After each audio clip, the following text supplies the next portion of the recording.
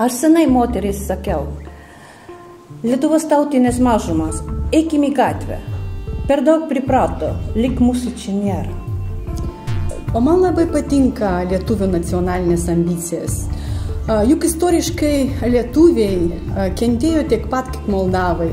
Mažos šalis visada norėjo kažkas užgrobti, visada karas. Bet ambicijos pas lietuvius didesnis. Gal dėl to, kad čia šiauriau, gal dėl to, kad sunkiau išgyventi. Moldovoje sakoma, įdėk pagalį į žemę ir jis sužydės. Moldovoje visi, netgi politikai, sako, kad Lietuva jiems yra pavyzdys. Atvažiavusi į Lietuvą, bendrauja su žmonėmis, pastebėjo, kad lietuviai panašus į čečėnus. Ir supratau, kodėl.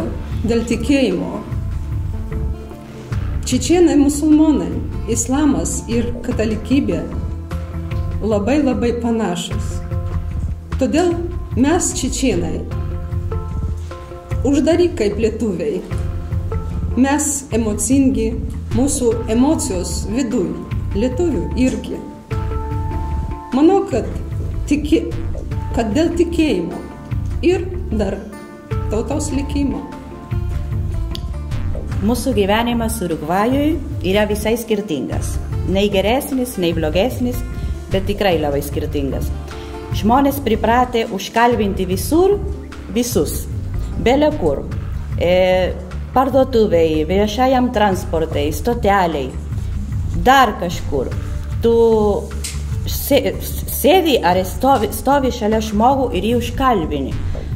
Paprastas dalykas. Oi, šiandien saulė šviečia. Ir taip užsimezga pokalbis ir jau prasideda.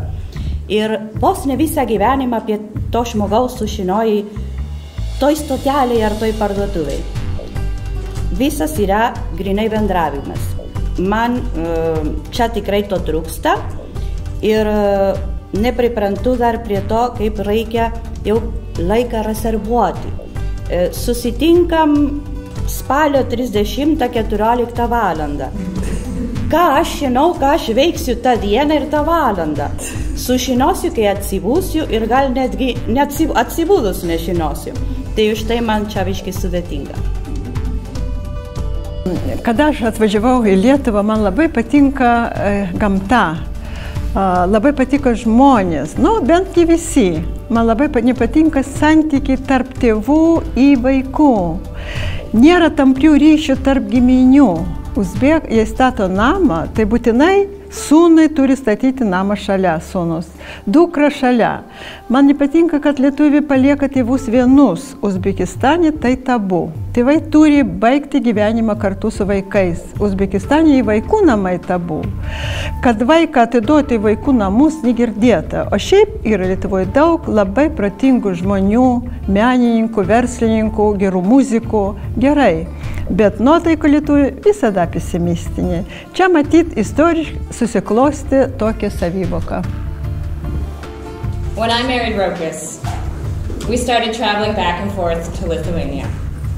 I was getting to know his family, his country, and I was beginning to realize that there were some really interesting cultural issues that I simply couldn't understand.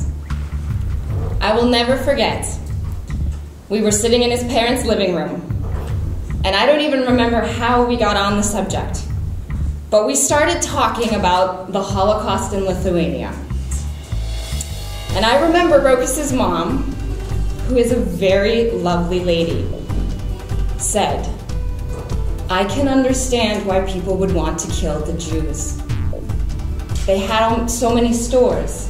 They were very rich, which wasn't true. They had it coming. They had it coming. And I looked around, and my 3 nephews were sitting right there. And no one was challenging this conversation. And that's when I thought, this is not okay. And then I thought, what are these kids learning about the Holocaust? And that was my road into Holocaust education in Lithuania. And it wasn't even so much about the Holocaust. I was just wondering what they were learning about history, what they learned about difference. So I got really interested in tolerance education, which doesn't really exist here in Lithuania.